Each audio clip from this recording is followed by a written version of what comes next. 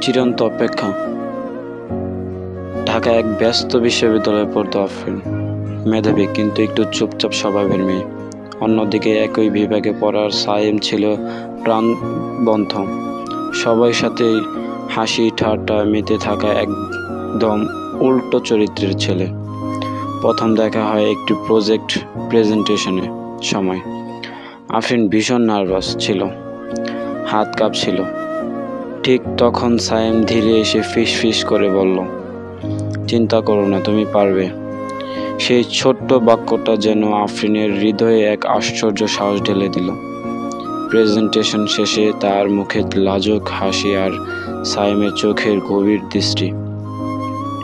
সেখান থেকেই শুরু হয় এক অদৃশ্য গল্প। দিন যায়, প্রজেক্ট থেকে বন্ধুত্ব, বন্ধুত্ব থেকে নীরব ভালোবাসার জন্ম নেয়। কিন্তু কেউ সরাসরি কিছু বলতে সাহস পায় না।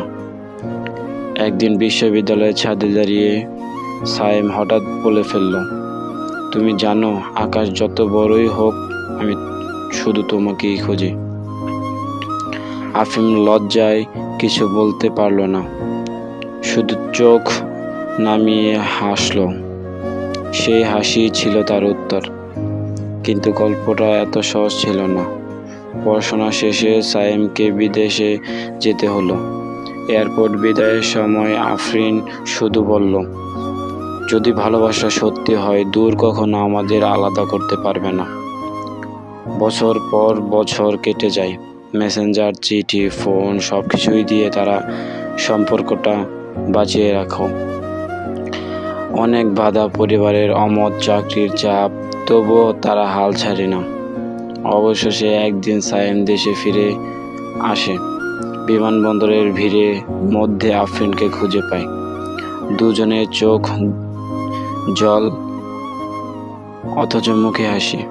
সায়েম এগিয়ে এসে বলল, তুমি অপেক্ষা করেছ, তাই আজ আমি পূর্ণ। আফরিন ফিস ফিস করে জবাব দেয়, ভালোবাসাই মানেই তো চিরন্ত অপেক্ষা।